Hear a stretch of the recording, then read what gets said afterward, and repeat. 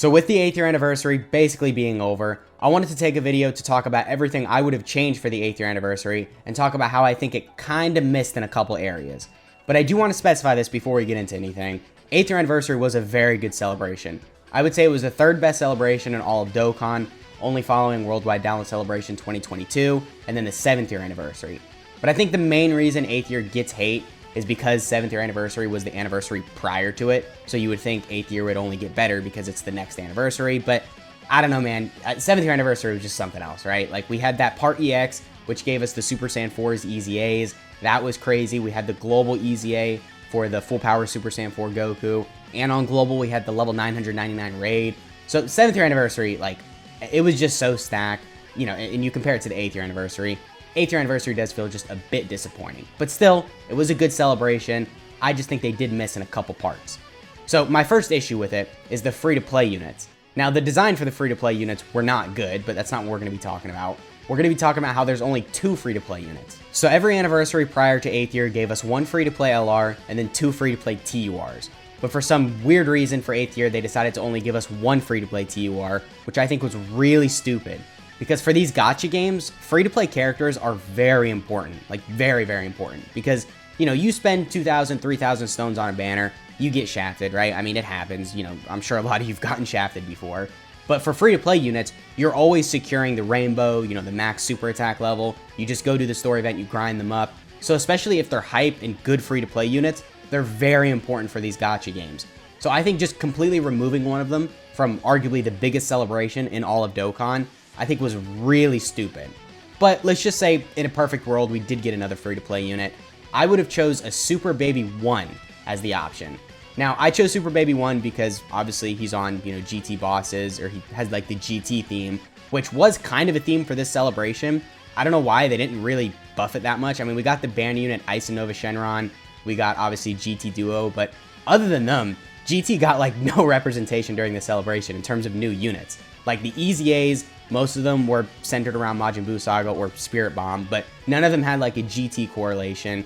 And all the free-to-play units, you know, Majin Buu Saga. So, I don't know, I thought it was really weird they didn't really buff GT at all. So I think getting a free-to-play Super Baby 1 would make perfect sense because, of course, he's on stuff like GT bosses. He's even buffing some pretty good extreme teams, you know, Inhuman Deeds, Revenge, Terrifying Conquerors, Target Goku, Corroded Body and Mind. But I didn't choose Super Baby 2 because it's still a free-to-play unit. I didn't want to make the free-to-play unit like crazy hype, but I also didn't want to make it like, you know, a Rildo or something like that. I wanted it to be hype enough to be an anniversary free-to-play unit, but not like, you know, a Shenron or something like that, because at the end of the day, you know, it's still a free-to-play unit. I mean, a lot of people have issues with an LR Bobbity and then the Hercule as the free-to-play units for the anniversary. Really, I don't care. As long as the units are good, like, you could release whoever you want. You know, like when we got Dokkan Fest Videl, she was amazing, so I was perfectly happy with that. As long as the units are good, I really don't think a lot of people are going to care. But when the units aren't hype and they're also like really bad, it's just a lose-lose, and it doesn't really make sense what they were going for with the release of the unit. But yeah, again, what I was mentioning, Super Baby 1 as the third free-to-play unit, I think would have just been perfect because, again, he's on a lot of really bad teams. We don't really have that much Super Baby 1 representation outside of, like, you know, the TUR for the LR baby. And then, yeah, that's pretty much it. So I think he would have been a perfect candidate for the third free-to-play unit. But let me know in the comments if you guys would have liked to seen someone else. I mean, I guess it could have been another Majin Buu Saga unit, but again, we really didn't get that much GT representation for the celebration, which is odd considering, you know, one of the headline units was GT Duo. But honestly, that's pretty much my only issue with Part 1 of the 8th year anniversary. I mean, obviously Super Vegeto's design was bad, but other than that, I mean, Part 1 was really good. We had a lot of content. We got the Shadow Dragon event. We had this event, which it's tedious, but it's free rewards, so I'm not complaining. You know, we got all the skill orbs and everything. So other than the free-to-play unit, I don't really got that much to talk about for Part 1. It was definitely very good. So I guess moving on to Part 2, my main issue is the LRs. So the Carnival LRs were absolutely the weirdest choice ever, right? We got the Goku and then the Gohan. Look, I like the idea of it, but not the right time, right? Definitely not now. Especially with what people were expecting, you know, LR Omega Shenron, LR Kid Buu. No, this just fell completely short for me.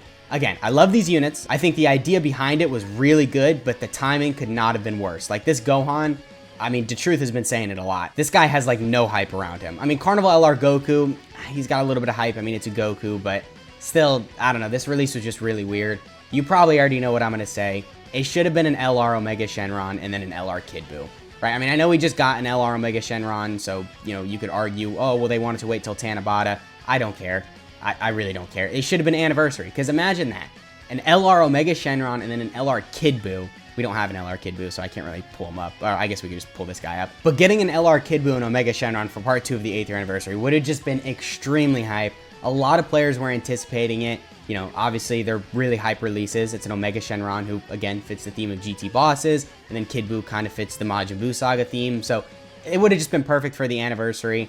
But unfortunately, they gave us these guys, which, again, I just think was really weird.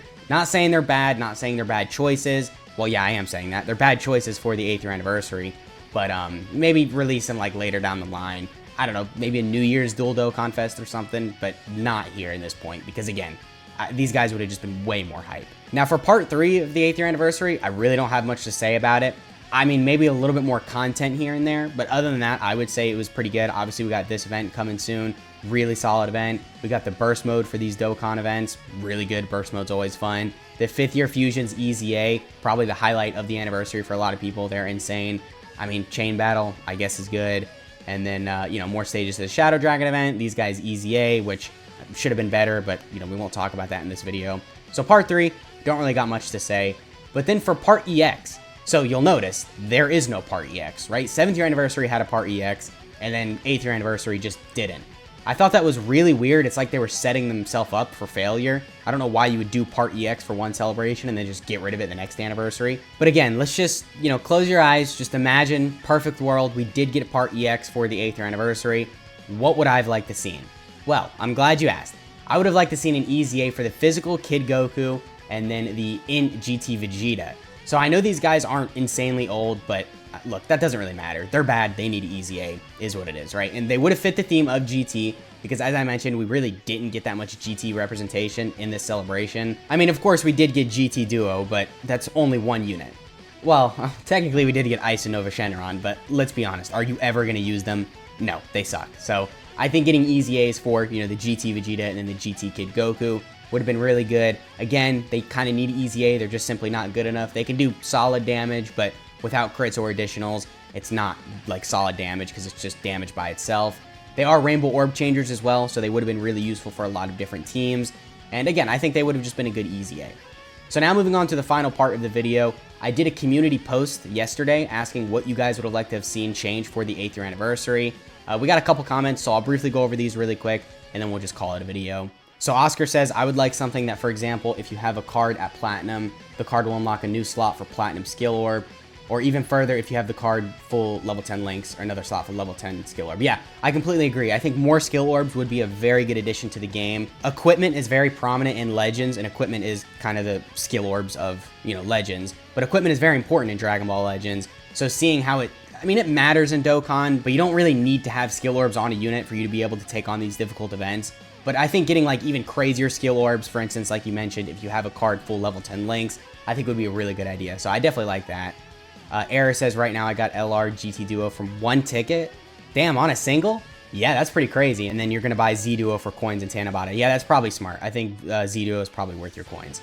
So Molish says change the free-to-play units. The Hercule wasn't hype, so replace him and then add another free-to-play unit. Yeah, I agree. I mean, again, my main issue wasn't the fact that they weren't hype. I know a lot of people have that issue, and that's understandable, right? I mean, an LR Bobbity and then, you know, a Hercule, I don't know. In retrospect, it's not necessarily that worthy of an anniversary unit, but again, I could care less. As long as they're good and you can use them in difficult content, then I'm perfectly fine. But the fact that they weren't good and they're not hype, it makes it even worse, right? It's like adding insult to injury. So I do get where you're coming from, and I completely agree. They definitely should have added one more free-to-play unit.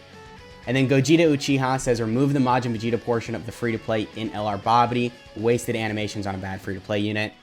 Yeah, honestly, the only thing that saves him is the fact there's Majin Vegeta in there. But the fact that he's so bad, you're never using him. So I guess it is kind of bad that he's got Majin Vegeta in there, because then it's just wasted animations like you mentioned.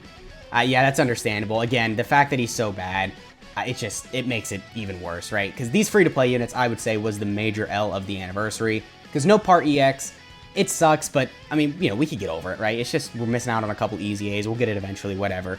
But these free-to-play units being an L, like, we're probably not going to get another Majin Vegeta for a while. So then them just completely messing up this guy's card with Majin Vegeta being in it, it makes it feel like it was wasted animations, like you mentioned. So yeah, that pretty much is the video. Let me know in the comments what you really didn't like for the 8th year anniversary and what you would have changed. Dokkan's a little dry right now. Like I mentioned, we got the Skill Orb event coming soon, but other than that, not really much to do in Dokkan. So I wanted to switch it up a little for this video, do something a little different. So yeah, that has been the video. I hope you guys enjoyed, and I'll catch y'all in the next one.